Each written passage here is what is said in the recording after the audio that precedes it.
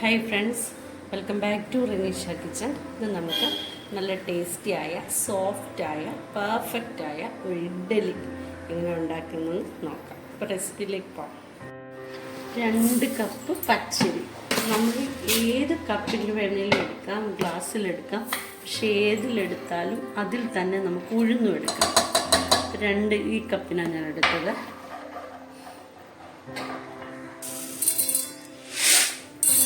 ഒരു കപ്പ് ഉഴുന്ന്,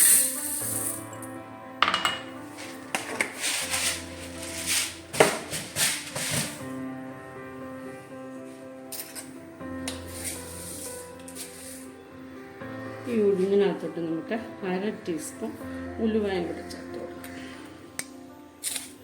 അപ്പോൾ ഇതിന് നമുക്ക് രണ്ടും നന്നായിട്ട് കഴുകിയെടുക്കാം. അരി ഒരു 4-5 പ്രാവശ്യം കഴുകണം. ഉഴുന്നൊരു 3 പ്രാവശ്യത്തോളം കഴുകിയാൽ മതിയാവും. കൊണ്ടുവരാം. നന്നായിട്ടൊന്ന് കഴുകിയെടുക്കാം. അരി ഇപ്പം നമ്മളൊരു 5 പ്രാവശ്യത്തോളം കഴുകി. ഇനി നമുക്ക് ഉഴുന്ന് കഴുകിയെടുക്കാം.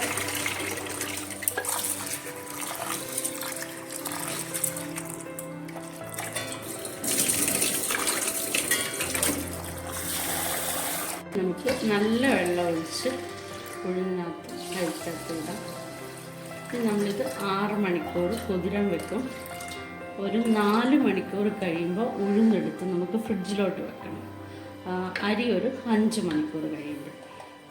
ഇപ്പോൾ ഉഴുന്നിനകത്ത് ഏറെ വെള്ളം ഒഴിച്ചിട്ടുണ്ടെങ്കിൽ നമുക്ക് ഈ വെള്ളത്തിൽ വേണം അരി ഉഴുന്നും അരച്ചെടുക്കാൻ. അപ്പോൾ ഇനി നമുക്കിത് അടച്ചു വെച്ചിട്ട് 4 മണിക്കൂർ കഴിയുമ്പോൾ ഉഴുന്നെടുത്ത് ഫ്രിഡ്ജിൽ വെക്കാം. 5 മണിക്കൂർ കഴിയുമ്പോൾ അരിയെടുത്ത് ഫ്രിഡ്ജിൽ വെക്കാം. ഇപ്പോൾ കറക്റ്റ് 6 മണിക്കൂറായി. ഇനി നമുക്ക് ആദ്യം ഉഴുന്നൊന്ന് അരച്ചെടുക്കാം.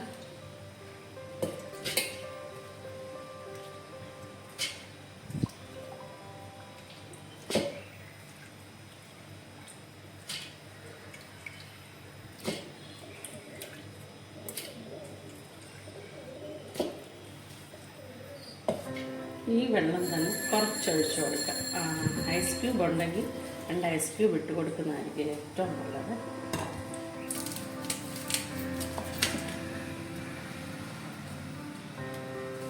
ഇത് നമുക്ക് അരച്ചെടുക്കാം.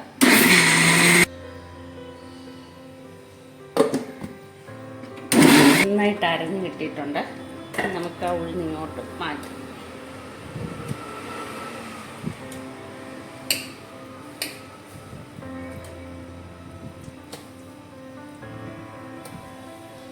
നമുക്ക് അരിയും കൂടെ അരച്ചെടുക്കാം. പക്ഷെ അതിനകത്ത് നമ്മൾ ഉഴുന്നിൻ്റെ ആ വെള്ളമില്ലേ, അത് ചേർക്കുന്നതായിരിക്കും ബെസ്റ്റ്. തികഞ്ഞില്ലെങ്കിൽ കുറച്ച് ചേർത്താലും കുഴപ്പമില്ല. പക്ഷെ തണുത്ത വെള്ളത്തിൽ അരച്ചെടുക്കണം. ഞാൻ 2 ഐസ് ക്യൂബും കൂടി ഇട്ടു. ഉഴുന്ന് എൻ്റെ കൈയൊക്കെ കഴുകിയെടുത്ത വെള്ളം കേട്ടോ. അത് കുറച്ച് വെള്ളം ഒഴിച്ചു കൊടുക്കാം. മൊത്തത്തിലൊരു തണുപ്പാണ്. അപ്പം നമ്മുടെ മിക്സി ഇങ്ങനെ ചൂടാകും. അരി അരയുമ്പോഴത്തേന് നമുക്ക് നന്നായിട്ട് ഉഴുന്നൊന്ന് പതപ്പിച്ചെടുക്കണം. എത്ര നേരം പതപ്പിക്കാവോ അത്രയും നല്ലത്.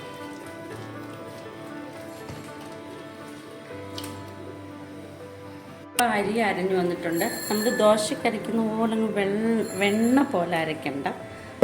ഇനി നമുക്ക് ഈ അരി ഉഴുന്നും കൂടെ നന്നായിട്ട് മിക്സ് ചെയ്യണം. അതായത് ഈ ഉഴുന്നിനകത്ത് ഈ ഉഴുന്നും അരിയും കൂടെ നന്നായിട്ട് യോജിക്കാം. ഇനി നമുക്ക് സ്വല്പം ഉപ്പും കൂടെ ചേർത്ത് കൊടുക്കാം.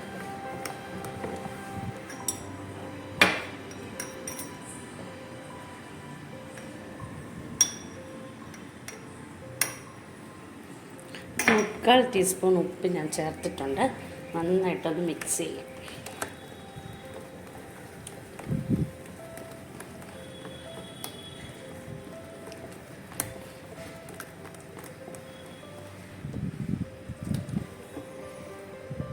അപ്പം അരി ഉഴുന്നും എല്ലാം കൂടെ നന്നായിട്ട് മിക്സ് ആയിട്ടുണ്ട്.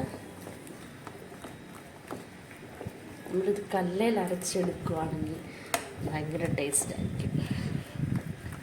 ഗ്രൈൻഡർ ഉണ്ടെങ്കിൽ മിക്സിയിൽ അരയ്ക്കുന്നതിൽ നല്ലത് എപ്പോഴും ഗ്രൈൻഡറിനകത്ത് അരച്ചെടുക്കുന്നതായിരിക്കും. ഇനി നമുക്ക് പൊങ്ങാൻ വേണ്ടി വെക്കാം.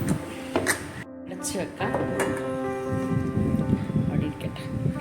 ഇഡ്ഡലി മാവൊക്കെ നന്നായിട്ട് പൊങ്ങി വന്നിട്ടുണ്ട്. ഇനി നമുക്ക് ഇഡ്ഡലി ഉണ്ടാക്കിയെടുക്കാം. അത് ഞാനിപ്പോൾ നല്ലെണ്ണയാണ് തേച്ചിരിക്കുന്നത്. വെളിച്ചെണ്ണ തേക്കാം, ഇഷ്ടമുള്ള എണ്ണ തേക്കാം. പക്ഷെ നല്ലെണ്ണയാണ് കുറച്ചും കൂടി ബെറ്റർ.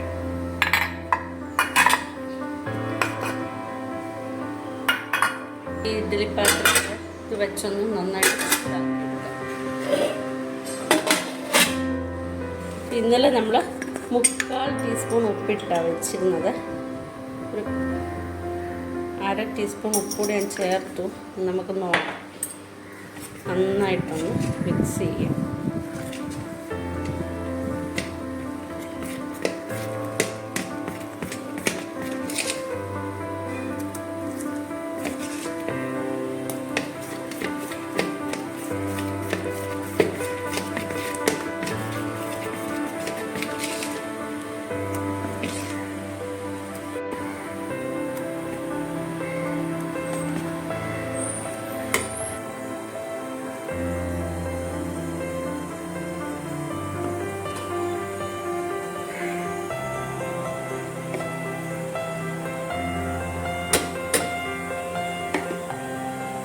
വേണ്ടിയവർക്ക് കുറച്ചുകൂടെ ഒഴിക്കാം കേട്ടോ. ഞാനിപ്പോൾ ഇത്രയും മതി.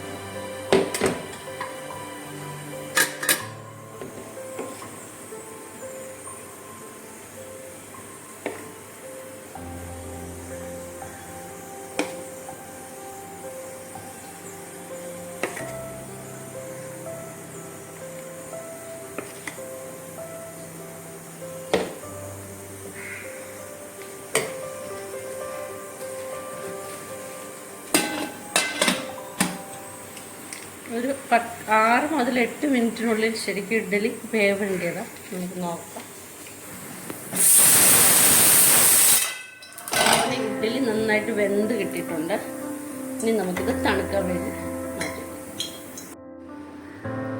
ഇഡ്ഡലി റെഡിയായി. നല്ല സോഫ്റ്റായിട്ടുള്ള ഇഡ്ഡലിയാണ് കിട്ടിയിരിക്കുന്നത്. പുറമൊക്കെ വെട്ടൊന്നും പോയിട്ടില്ല. അപ്പോൾ നമ്മുടെ ചാനൽ ലൈക്കും ഷെയറും സബ്സ്ക്രൈബും ഒക്കെ ചെയ്യണം. ഫ്രണ്ട്സിനൊക്കെ അയച്ചു കൊടുക്കണേ. പിന്നെ ഇതുപോലെ ഉണ്ടാക്കി അഭിപ്രായങ്ങളൊക്കെ അറിയിക്കണം.